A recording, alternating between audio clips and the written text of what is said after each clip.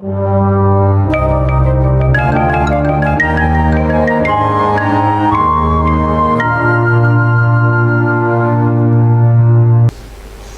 mes élèves, je suis M. Azrar Mohamed, professeur de physique-chimie au lycée Razi Astar. Nous allons aujourd'hui traiter un exercice sur l'électricité pour le tronc commun, surtout sur les dipôles actifs et passifs. Donc l'exercice va traiter ce circuit. Le circuit est composé d'un générateur, d'une résistance et d'une diode. Bien sûr, la diode est une diode zénaire. Donc, nous revenons sur le texte. La courbe suivante représente la caractéristique d'une diode zénaire. Déterminer la valeur de la tension CUS et la valeur de la tension zénaire UZ. Donc, ici, on a une diode, soit qu'elle soit une diode zénaire ou une diode à jonction. Donc, la caractéristique en général, elle aura cette forme pour une diode à jonction. Toujours, on va représenter I en fonction de U. La caractéristique, elle aura cette forme. Donc, le courant sera toujours nul jusqu'à une valeur de tension US, c'est le seuil, c'est la tension seuil, c'est elle qui est demandée ici. Mais cette caractéristique, elle est un peu modélisée avec un seuil différent de 0. Donc, on va prendre la caractéristique réelle, soit que la lumière est réalisée, donc il devient linéaire dans cette partie, on dit qu'il est linéarisé, ou soit qu'il soit modélisé, donc cette partie sera verticale, une droite verticale parallèle à l'axe d'ici, puisque cette inclinaison est trop faible. Il peut être idéalisé, mais avec son seuil, c'est-à-dire on prend que US est sensiblement égal à 0 puisqu'il est toujours trop petit. Ici on a une diode zénaire. Une diode zénaire, il aura de plus cette partie comme ça. Cette tension on l'appelle la tension zénaire. Donc notre diode qui est dans le circuit, il va laisser passer le courant dans les deux sens, mais avec une condition, soit que dans le sens de l'anode vers la cathode, le courant passera si et seulement si la tension est supérieure ou égale à la tension C. Dans le sens inverse, c'est-à-dire le sens de la cathode vers l'anode, si la tension est supérieure ou égale à UZ, il sera différent de 0. Ici on a la diode, notre diode, il est idéalisé. Donc on va chercher ici la tension seuil. La tension seuil ici, il a cette valeur, donc c'est la tension C. Voilà la valeur c'est presque 0. Donc 1, 0,2, 0,4, 0,6. Donc on va prendre la première question à traiter.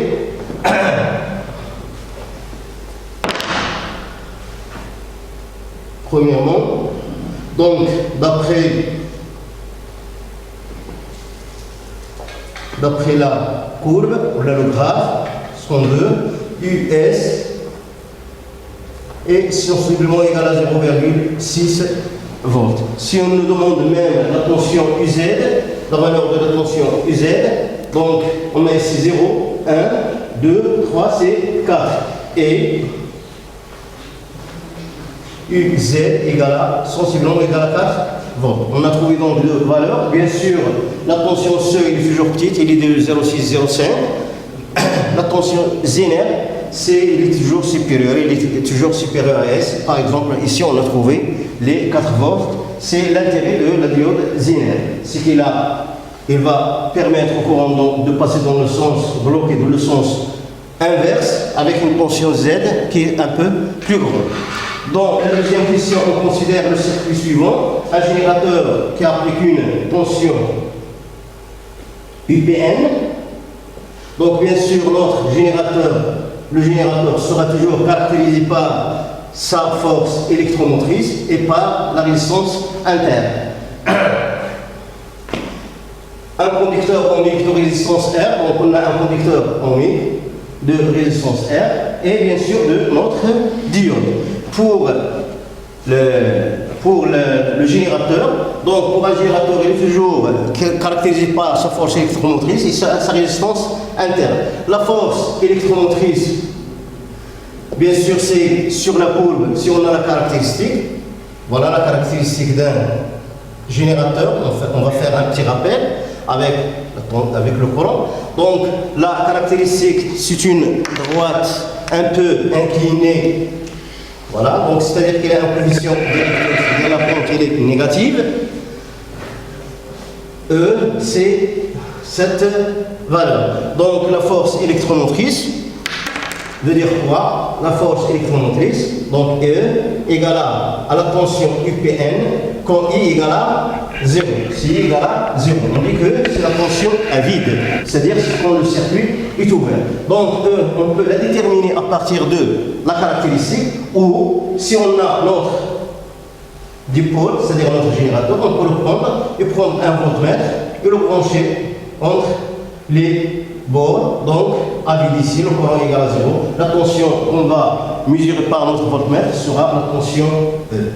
Donc, pour R, bien sûr, pour R, il nous reste à déterminer la résistance interne. La résistance interne d'un générateur, c'est la pente de cette courbe, c'est la valeur absolue de cette valeur. Puisque la résistance pour nous, il sera positive, la pente ici, c'est-à-dire le coefficient directeur, il est négatif, puisque la droite, la fonction, elle est décroissante, donc la pente elle est négative. On va prendre la valeur absolue de cette pente.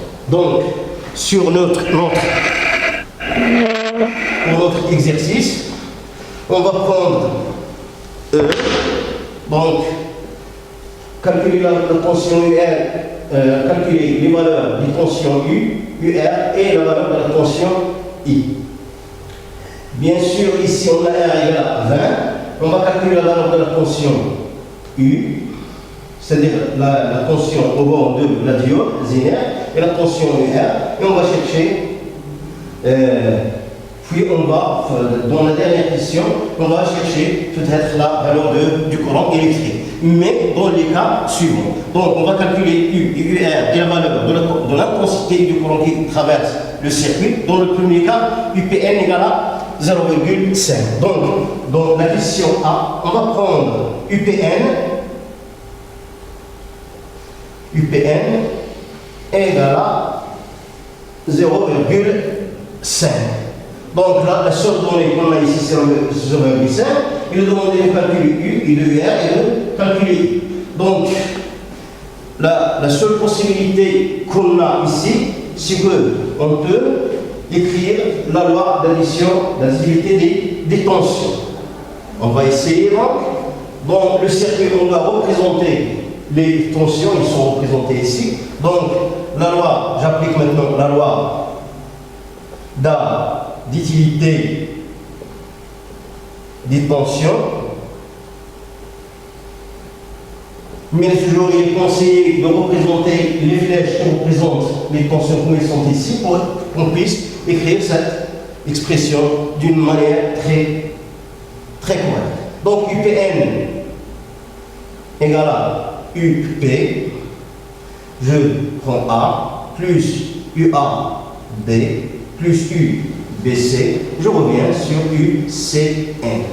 Bien sûr, pour UPA, entre PA, il y a seulement un courant, il y a un fil conducteur, donc les points P et A, ils ont le même potentiel, donc la différence de potentiel ici, c'est 0. UBA sur UR, donc je vais écrire UR ici, plus UBC, c'est U. La même chose pour la tension CN, entre CN, ils sont liés par un fil, donc si le point 1, le même potentiel, donc la différence de potentiel entre eux égale à 0. Donc on a UPN égale à UR, plus U. La première question à chercher, c'est de trouver UR et U. On a ici calculé U, UR, puis I. Donc, pour la durée, puisqu'on a une seule équation, on a une seule équation avec deux inconnus. Donc il nous faut deux équations. Ou bien on va chercher une autre donnée. Donc ici UR, il est indéterminé puisqu'on est né UR. Donc on va revenir sur U et il y aura deux possibilités. Dans ce sens, soit que U soit égal à US, et le courant passe, supérieur ou égal à US, et le courant passe, soit que U est inférieur à US, c'est-à-dire on est dans cette zone, donc le courant sera nul. Dans ce cas, UR même sera égal à 0. Donc on va prendre, U égale à 0 égale à US égale à C, donc c'est 0,6. 0,6. On va calculer UR. UR égale à UPN moins U. Donc U c'est 0,5, voilà, 0,5 moins 0,6 égale à moins 0,1 volts. Donc, il est inférieur à 0. Or, dans la convention, dans la convention ici, sur le schéma, la convention récepteur,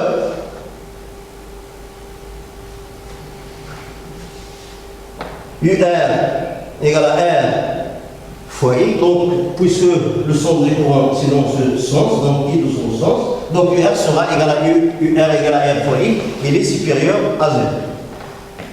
Donc notre supposition qu'on a pris ici que U égale à 0,6, il est fausse. Donc U est inférieur à US, donc le courant ne passe pas. Donc I égale à 0. Donc on est avant US.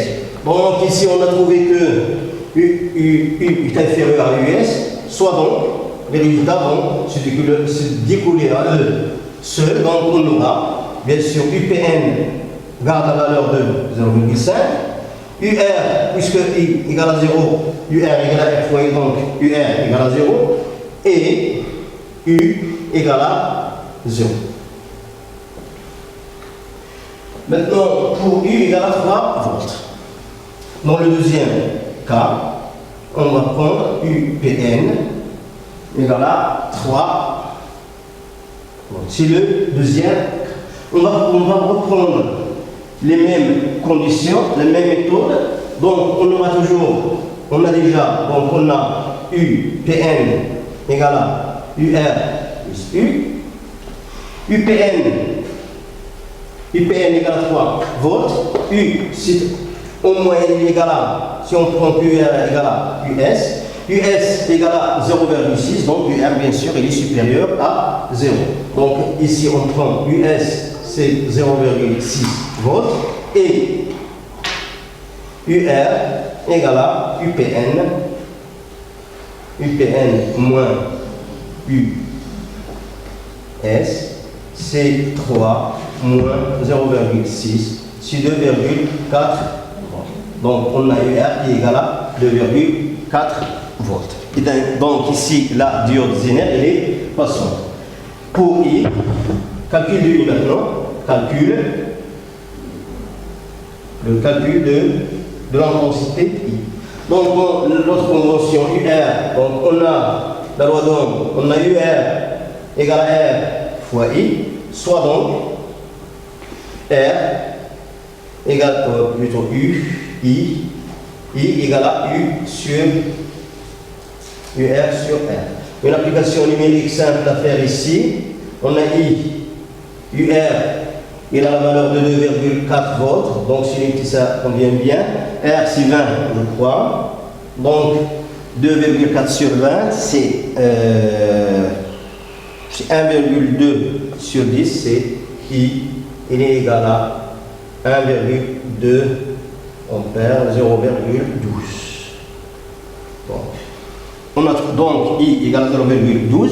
Donc, pour résumer ici, dans la première question A, U est inférieur à US, donc I est égal à 0, d'après la courbe. La diode zénère ne laisse plus le courant passer. US égale à U égale à 0, donc UR égale à 0 puisqu'il n'y a pas de courant. Et UPN garde elle-même sa valeur de 0,5 qui sera bien sûr la valeur qu'on donne. Donc le cas B, UPN égale à 3 volts. Il est égal à 3 volts. On a démontré ici que UR plus US égale à UPN et qu'on a pris que U égale à US.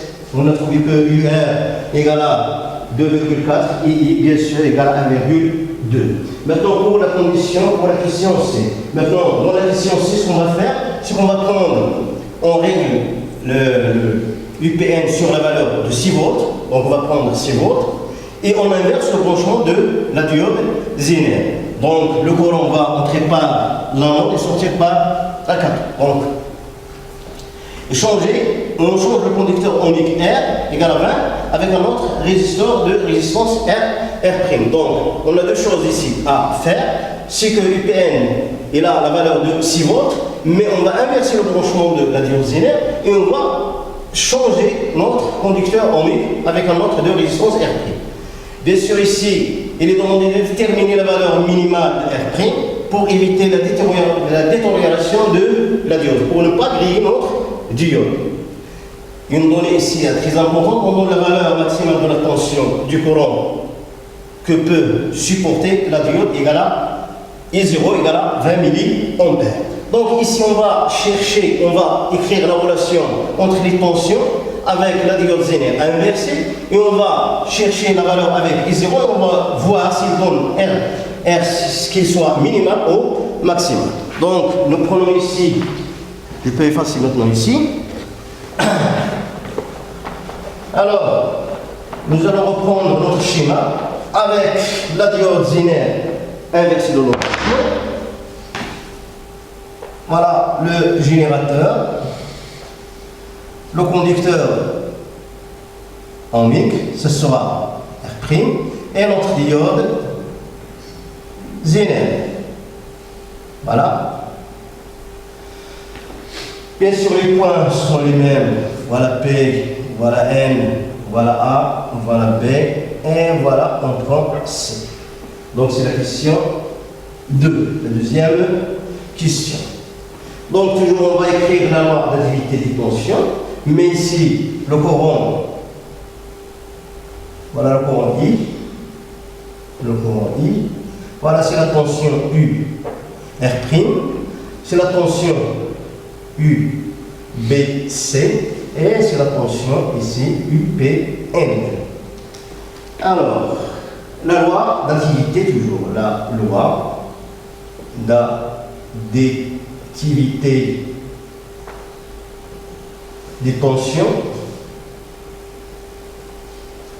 Deux points.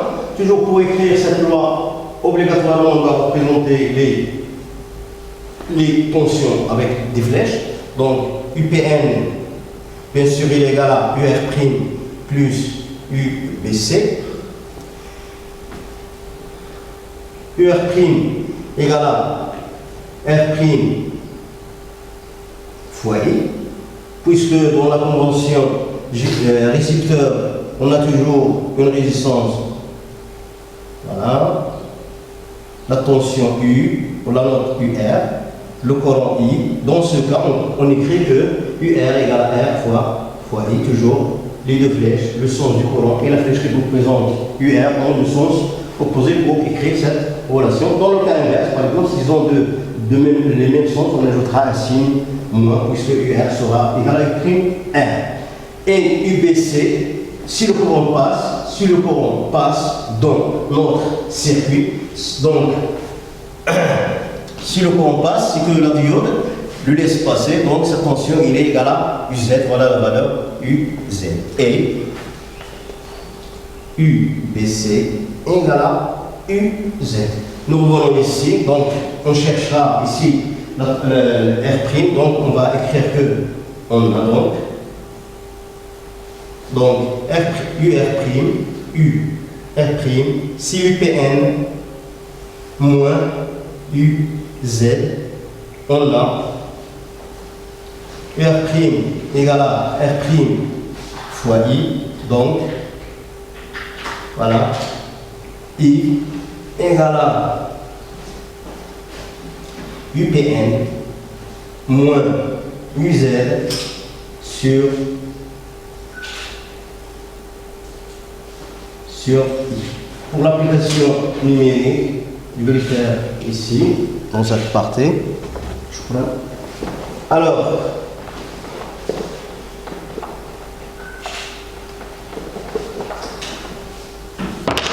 donc pour l'application numérique, toujours on a IPN égale à 6 volts, UZ égale à 4 volts, II, on va le prendre égal à I0 égale à 20 milliampères. Donc, ici, la question est demandée de déterminer la résistance R' pour éviter la détérioration de une résistance sur une valeur minimale qui est demandée. On va voir ici d'après cette relation. Voilà.